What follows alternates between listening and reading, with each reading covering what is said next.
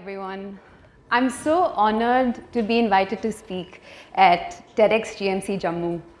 But as I was sitting down to plan my speech, I realized I was a bit of a wildcard speaker because my academic training is in engineering and social sciences. So as I was thinking about this, I decided that my approach to making this speech would not be to address you as doctors and doctors in training, but as people who are trying to figure out themselves and think about and want to be critically thinking, because that's what I do. I currently teach first-year undergrad students critical thinking at a liberal arts university. And as a teacher, who interacts with young people on a daily basis, I see the things and circumstances that you're going through, right? One of the first things in the semester that I ask my students to do is introduce themselves. And very specifically, I'm asking them to tell me about their goals. What is the objectives that they have for the duration of their time in my course and for the duration of their time in university? And I shouldn't be saying this, but one of my favorite responses come from the quiet, bashful, honest students who just admit to me that they feel like they don't know anything. And what they want more than anything is to learn more and then figure out what they stand for and who they are. And I find this a particularly astute understanding, which holds for all of us. All of us are trying to figure out who we are and what our role in the world is. And in this constant sort of negotiation between the internal and the external worlds, we grow into ourselves. The world has so much to offer us, and we drink it in. There is so much of knowledge, there is so much of ideas, so much to discover. We take it in, it interacts internally with the core of our being, our values, our desires, our objectives, and in turn shapes the things that we do and the things we say. And I have found thinking to be this intermediary process which connects the things we take in from the world to the things that we put out in the world.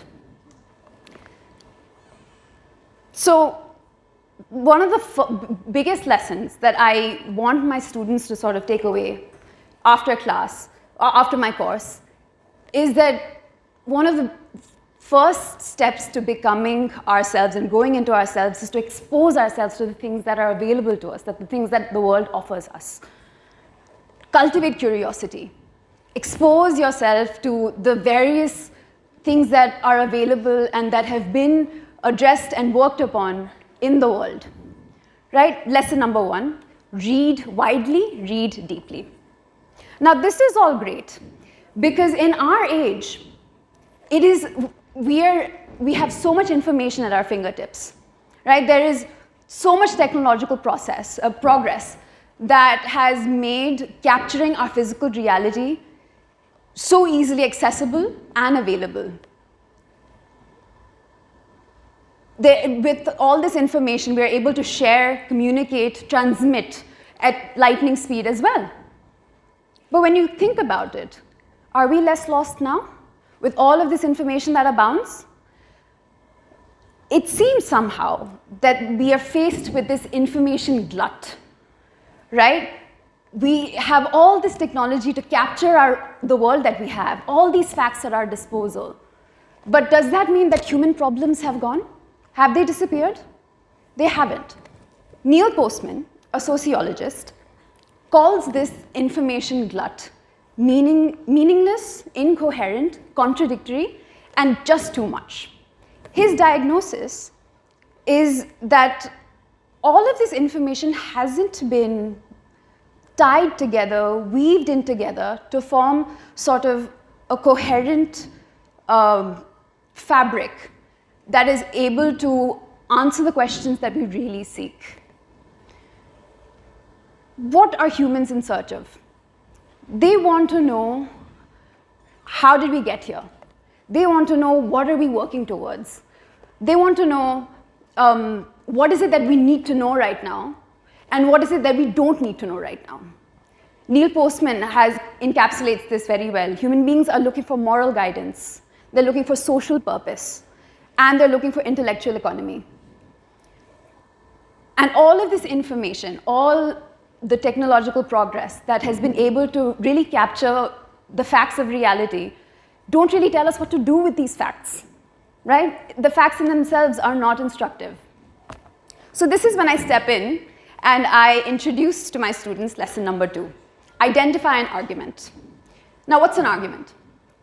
An argument is the presentation of reasons in support of a claim, right? A claim is a declarative and assertive statement about something that the arguer believes is true. Now, I want you to note that when faced with an argument, you have a response is demanded of you. You can do one of two things.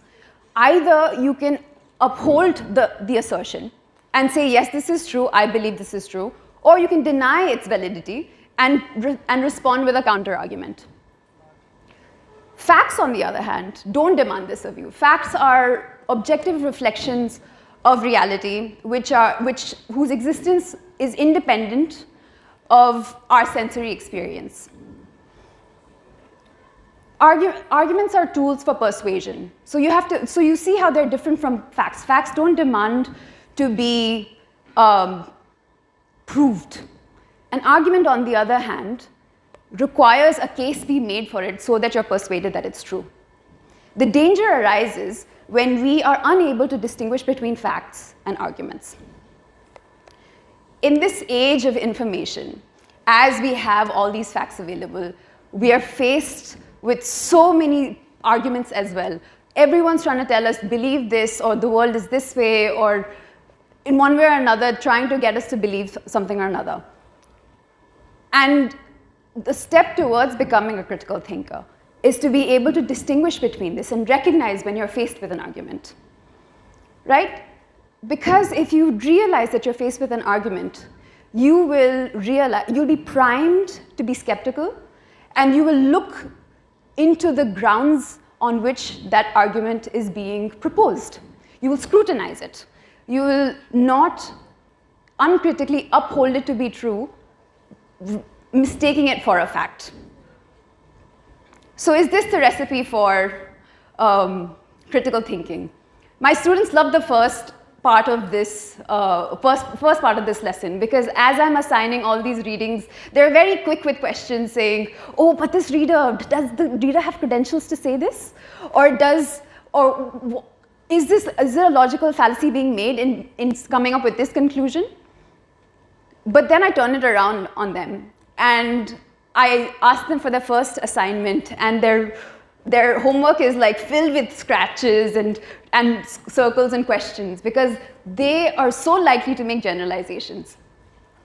Being able to recognize an argument does two things. You ask the person who is trying to persuade you for a better case, or you ask them questions as to why I should believe this. On the other hand, you would also become more self-reflective and think about what sort of reasoning you need to provide, what sort of evidence you need to provide in order to bring the other person onto your line of thinking. If you want to convince someone of something, then you will start thinking about what needs to go into making that explanation. It's a two-step process. Now, there's no recipe for critical thinking as such, because critical thinking can be applied in many fields. It's seen in management, it's seen in philosophy studies. There is a subfield in political science as well called critical theory.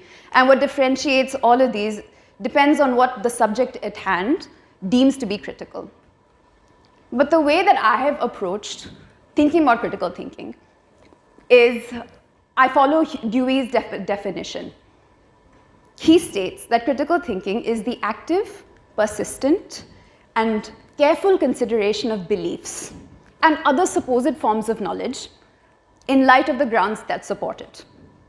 And what I'm trying to do in my classes is to make sure that the student is reflective, is purposeful, and careful and intentional in the way that they decide to believe the things that they want to believe and what to do with them. Now the students come back to me at this point. They're like, okay, all of this is grand, question every belief, don't let people take you on a ride, but where does this end? Are we supposed to question everything that is presented with us? And you will be looking at me and you'll be like, we don't have the time for this, right?